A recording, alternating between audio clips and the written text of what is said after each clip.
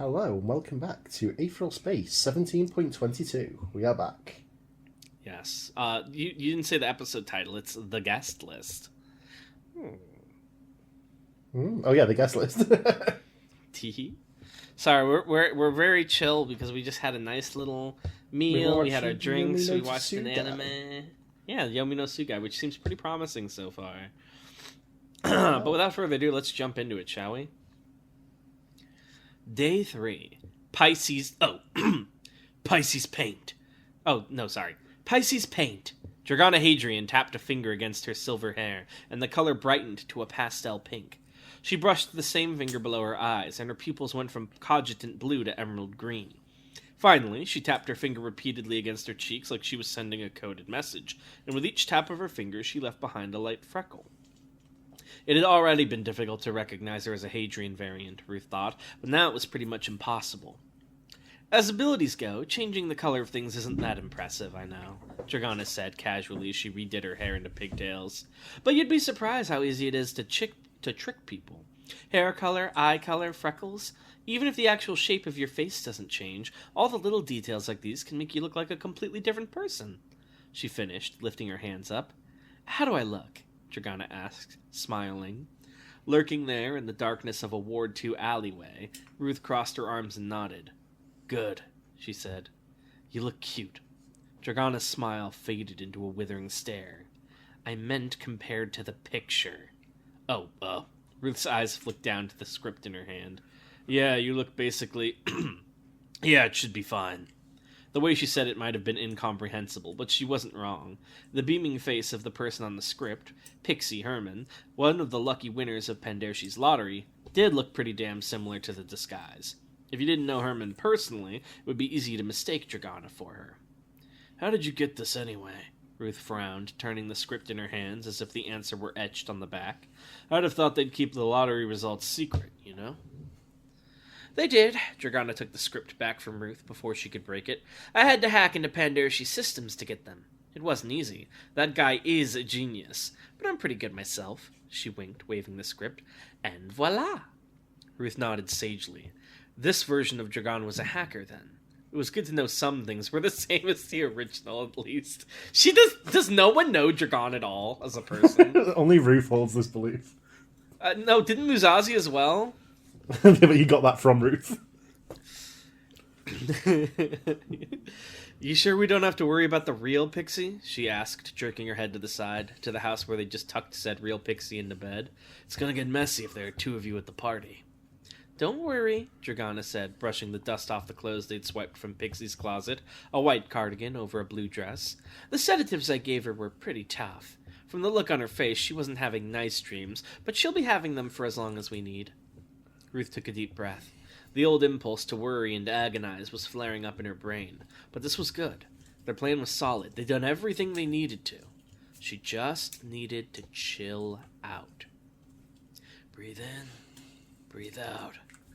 You ready? She finally asked. Of course, Dragana grinned. Nothing like a party, right? They stepped out of the alleyway and into the teeming street beyond. Ward 2, one of Ward 1's neighbors, seemed to have a Sky Island theme to it. Various buildings and streets were kept aloft via the use of repulsors, while the holograms above and below the ward proper created the illusion of an endless sky. Ruth wasn't scared of heights, but even she felt a sense of vertigo when she looked down into that false abyss. The streets were packed, the crowd all heading in one direction. While only the lottery winners would be attending the gala in Oberon proper, the other citizens of the wards had been invited to celebrate in Ward 1 together. The river of bodies flowed into the dark mouth of the tram tunnel, reminding Ruth of water pouring down a drain. A shiver ran down her spine. Apparently, it was exceedingly rare for free travel like this to be allowed, so whatever Pandershi was announcing must have been huge. At the same time, it was an opportunity they couldn't pass up. Musashi and the captain were around too, heading to Ward 1 at the same time. The captain's distinctive appearance meant he had to stick to the alleys and shadows, but Musashi was in the crowd itself, disguised using Dragana's Pisces paint. The rest of their forces had been left behind in Ward 8 to hold down the fort. They couldn't afford to devote everything to this operation, then get blindsided by a third party.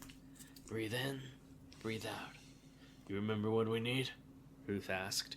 It was more for her benefit than Dragana's, and the look on the other girl's face showed she knew that. But she answered anyway. Confirm the location of permutation. Steal any information they have on the other variants. Secure an entry route for the main operation. Ruth nodded vaguely to herself as the two of them joined the crowd. When the time came, they needed to get their forces inside Oberon for their attack. Oh, they're planting their, what's it called in Persona 5? They're securing their palace route, yeah. Yeah. They'd take control of permutation then, and eliminate Zephyr Pandershi. Of course, that was assuming that everything went as planned tonight. She clenched her sweaty fists. Breathe in, breathe out. The captain watched from a distant rooftop as Ruth and Dragana disappeared into the crowd. Behind his bandages, he closed his wizened eyes. From here on in, he wouldn't be using them to keep track of his allies anyway. He had a particularly useful aether glitch that would take care of that. Blue aether trickling up his arm, he raised a hand and muttered the words, Taurus Mortar. When the captain fired a Taurus Mortar, he had a certain amount of control over the starting speed of the projectile. Nothing absurd, just enough to throw off the timing of his enemies. However, while his ability to adjust to the initial speed had an upper limit, it did not have a lower one. The captain was perfectly capable of creating a Taurus Mortar with no speed at all, that would never be able to move from its starting position, let alone reach its target. Ordinarily, that would be useless, if not for another property of Taurus Mortar.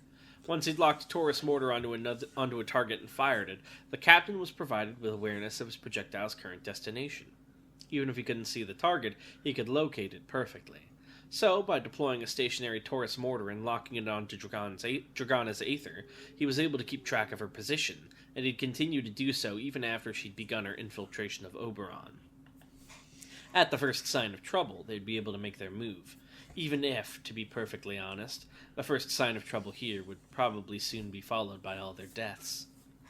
Atoy Musashi walked with the people as they passed into the tunnel. When he'd gone through one of these to reach Ward 7, the tunnel had been dark and oppressive, but it seemed Zephyr Pandershi wanted better for his pets. His oppression was of a brighter sort. Lights had been set up through the length of the tunnel, making it as easy to see as anywhere else in Z-Pan, and Sealy Rangers formed a corridor of bodies to guide the path of the civilians. The people around him didn't even seem to feel any unease from this situation, but Musashi, brushing crimson hair from his eyes, couldn't help but feel it in his heart. He couldn't get Hazley's story out of his head. Zephyr Pandershi could coddle these people as much as he liked. If it came down to it, he would still kill them all on a whim. He hadn't been there. He hadn't seen it. And yet, the image in his head felt no different from a memory. Twitching bodies, smoking necks, falling heads, thump, thump, thump. The horror sound of fallen fruit merged with the sound of footsteps all around him, as together with the people of Z-Pan he walked and walked and walked. Thump, thump, thump. Harry Phantasm whistled merrily to himself as he strode up the steps to Oberon, nodding to the Sealy Ranger guards as he passed. They made no move to question or impede him. In fact, it seemed like they were used to Phantasm coming in and out of the fortress unannounced. He had a few paramours in the various wards, and made a habit of visiting them when the work was slow. To tell the truth, Phantasm probably should have been keeping an intense watch over Temperance at all times, but if Pandershi weren't going to admonish him, the Rangers certainly weren't.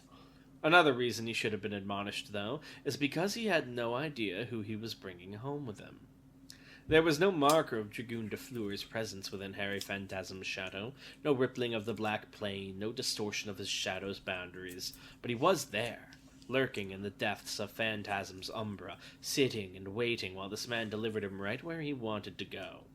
Don Hadrian was dead. That was fine. It was sad, but he would have died anyway. All Dragoon de Fleur had to do now was find permutation, and he could put an end to all of this for good. When Dragoon had been young, he'd been sold off to the sort of people who smiled without kindness.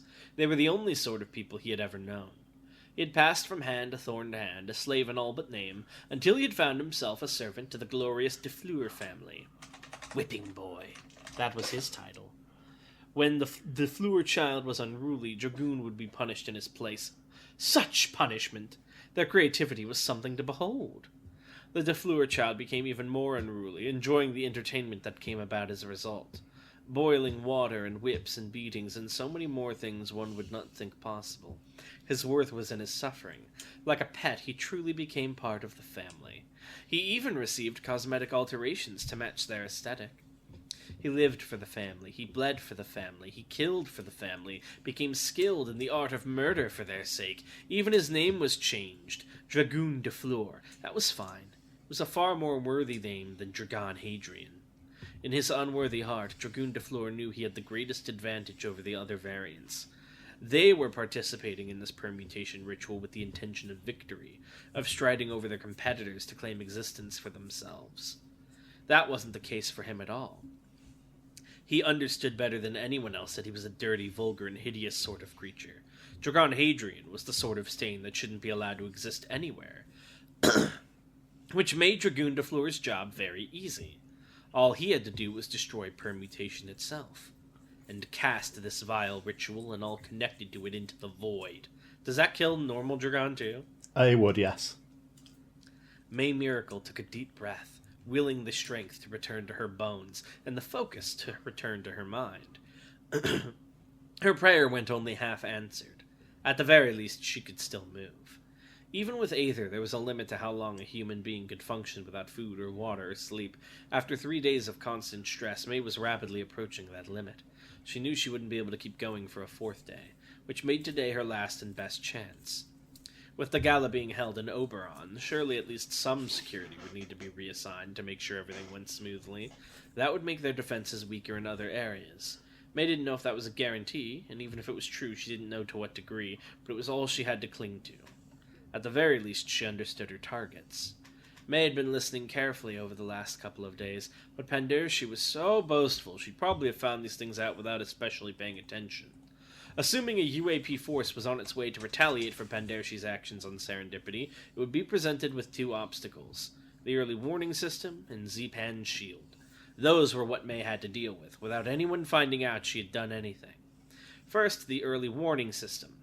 As the name suggested, it would keep track of light point jumps in a huge area around the Nermud system, alerting Pandershi once any vessel entered that range. It would give him time to batten down the hatches while the UAP were still several light point jumps away, giving him the advantage in any siege.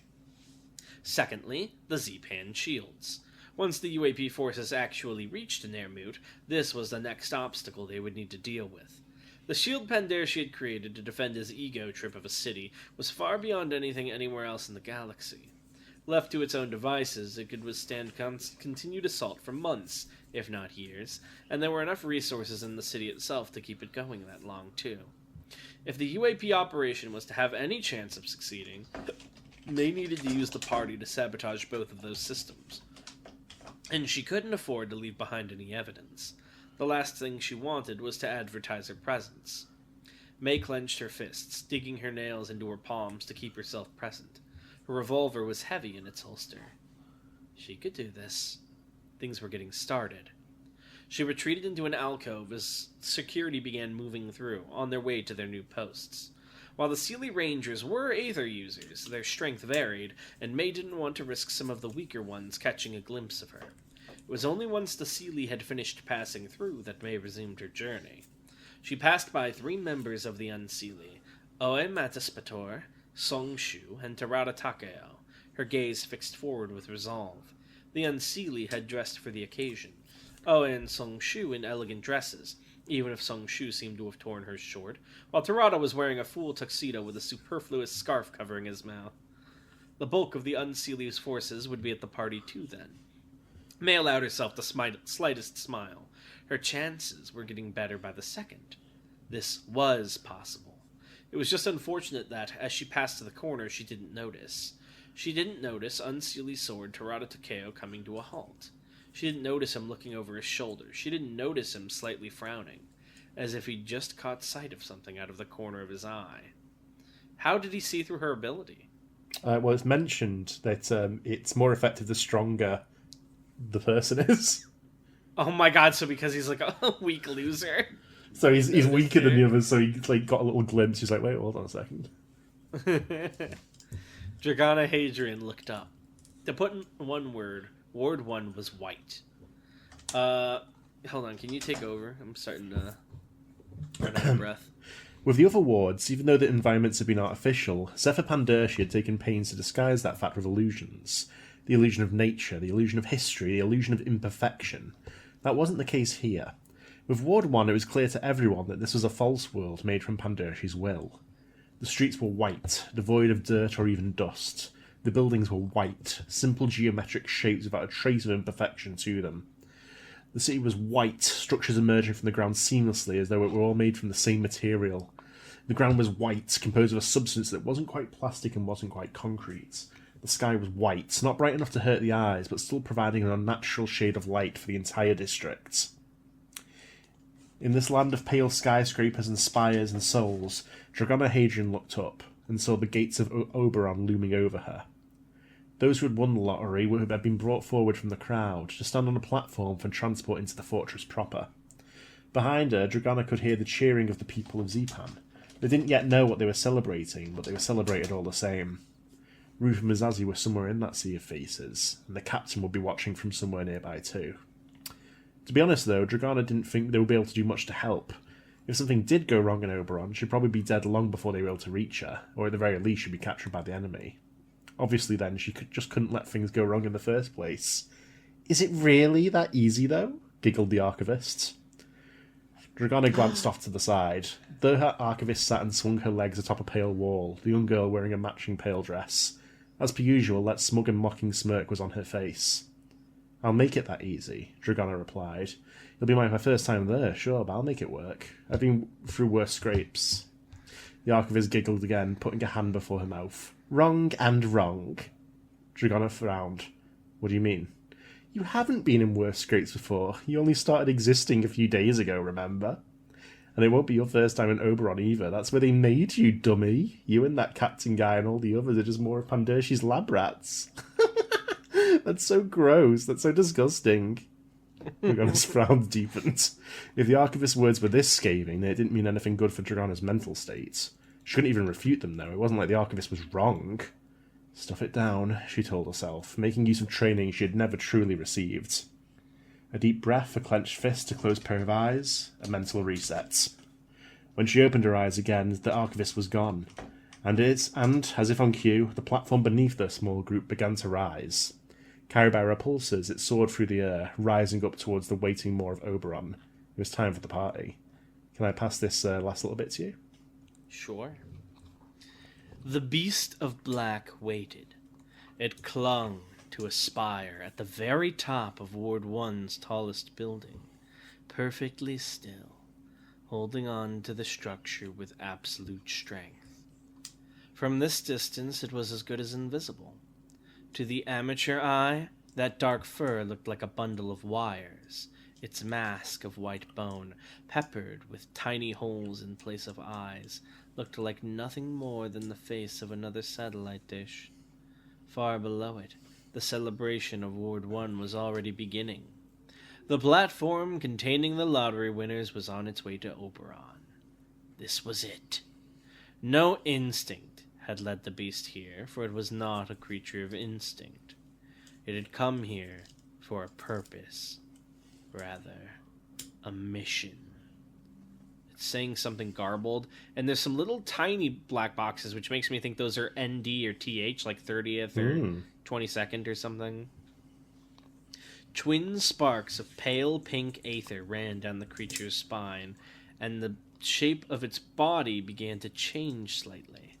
Before, it had been like a mixture between a gorilla and a bear, but now it became lean, thin, more lupine in configuration.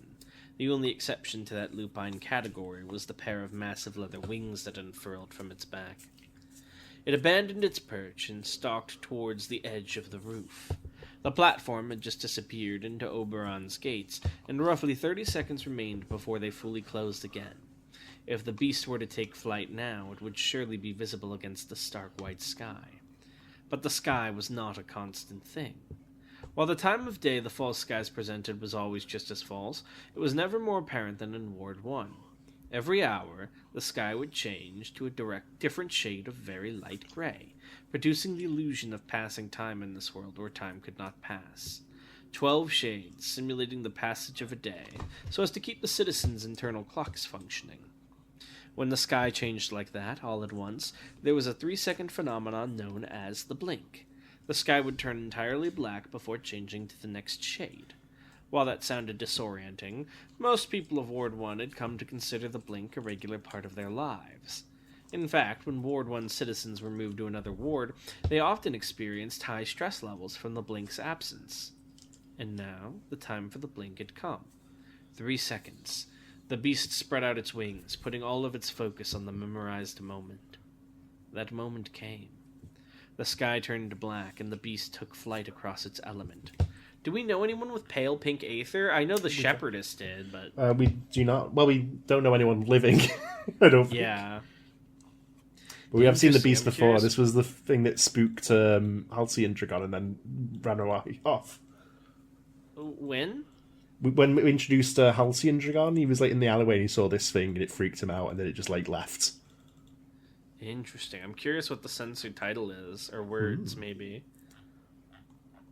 Alright, and then we have a fuckload of Aether questions. We'll try and tear through a few of them.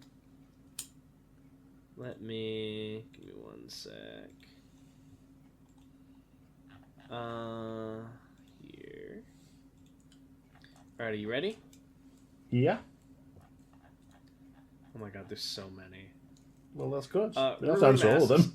Could Cadman Badge of Honor Supreme shine from someone who was wielding Azez's lantern with the ghost of Azez in it? No, because that's an Aether armament. Alright. Room also asks, what could Ragnarok Forge get up to with Azez's lantern? Probably a bunch of shit. She'd be like, I just hit the jackpot. I don't know specifically what, but it's the raw materials themselves. The configuration of the stuff that's been put together is the good bit. I suppose if she didn't want to disassemble it, she could like add other stuff onto it and maybe like make itself like she could do like, because she had Silver Saint, she could like fuse Silver Saint with it and like have Robo Azez to help her out. That would be crazy. Innocently top 10 characters in the universe. Rock Shark asks, does Fei Long actually understand the principles behind Aether enough to create his armaments, even subconsciously? Or does his ability just do it for him automatically? He has a pretty good understanding of Aether armaments, but he had the ability before he got that understanding, so it does do it for him automatically. So basically, basically his ability takes like, what is he holding, what does he want to do, what's the best way to do that, and applies that to the item. Land asks, how exactly does glutton replicancy force an awakening and stabilize it? So, well, basically, it just forces the process... Well, usually there's a process where an Aether awakening sticks around because it's come to believe that it's the person.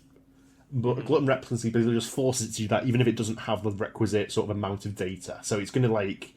It can just make it a very unstable awakening if it's not sufficient to have it.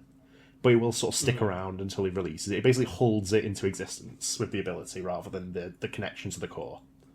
Terrifying. And then he has it like a Pokemon. Lan asks, would Cadman really have survived if Muzazi didn't find him? Probably. Weiser asks, was Dragon big on the Zodiac as a kid? Not really, no. Lan asks, since the human body has an upper limit of Aether usage, does that mean awakenings have no upper limit? Not really, no. Well, basically, it's the it's a very weird area because it's the Aether itself usually possessing something in order to like act. Because if it's just a cloud of Aether, it's like who cares? It's not doing anything. Usually, it has like it takes control of something at least, or builds a body for itself. So if the body can experience the effects of an Aether, but it like break apart still, whatever it's using. Alright, and there's some more I want to get to, but I think that's good for now. We'll call it there. Okay. Thank you all for listening, and hey, maybe we'll see you next time. Bye.